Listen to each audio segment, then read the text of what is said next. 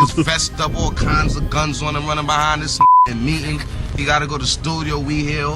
So y'all was Guns, holding them man, down, holding them like down, really like, holding them down, like opening doors like this a boss for real, man. Yeah. All that, we was the security. So let me ask you a question.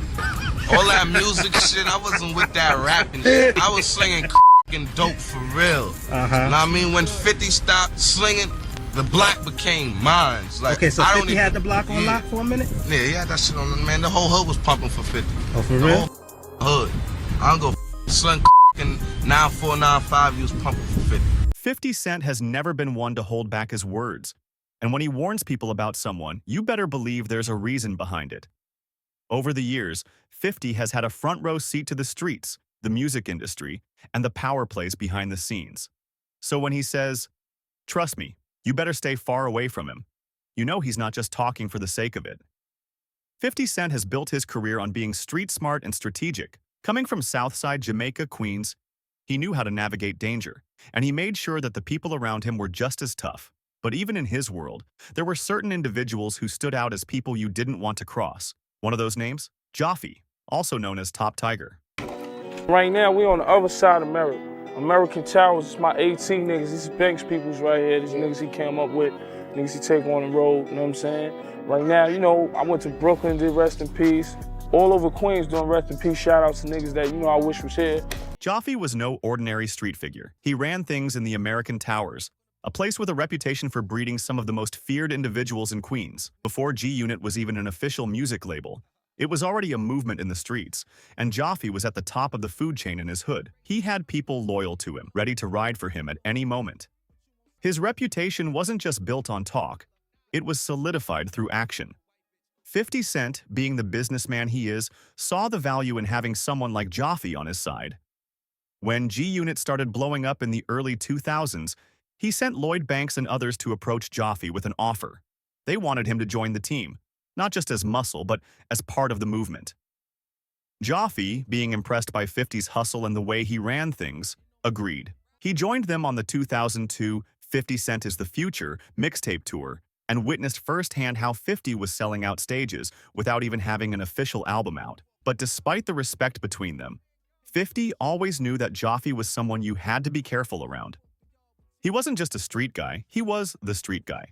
His reputation carried weight beyond just music, and when someone like that is involved, it's always a matter of time before things get complicated. Joffe's presence alone made people think twice before making a move against G-Unit. But 50 also understood that having someone that powerful around came with risks. You never truly control someone like Joffe. You just hope you stay on the right side of him. Just imagine being that age and seeing this type of shit at this age.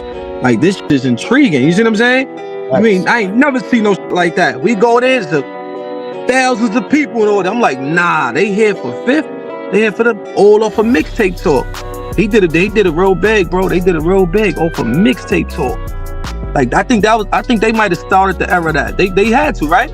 Don't look at them like they believe us, but like even when I said with Joffe, you know, they be Top Tiger, be like but he was that before.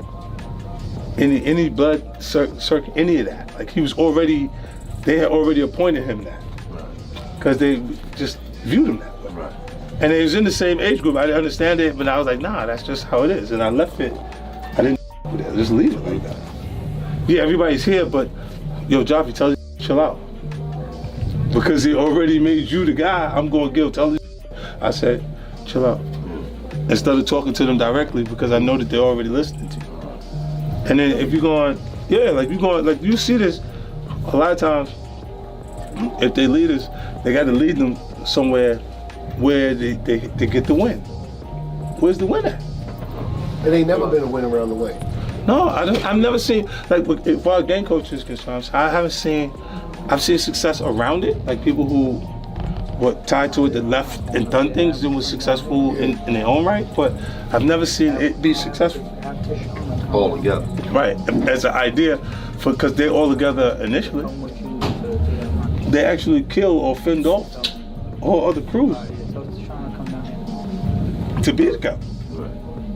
Right, and then you go, the people that become prominent or become a greater focus. So when 50 Cent speaks out and tells people to stay far away from someone, he's not just talking, he's warning. He's seen what happens when you get too close to the fire, and he knows exactly how dangerous it can be. In the world 50 came from, survival is about knowing who to align with, and more importantly, who to avoid.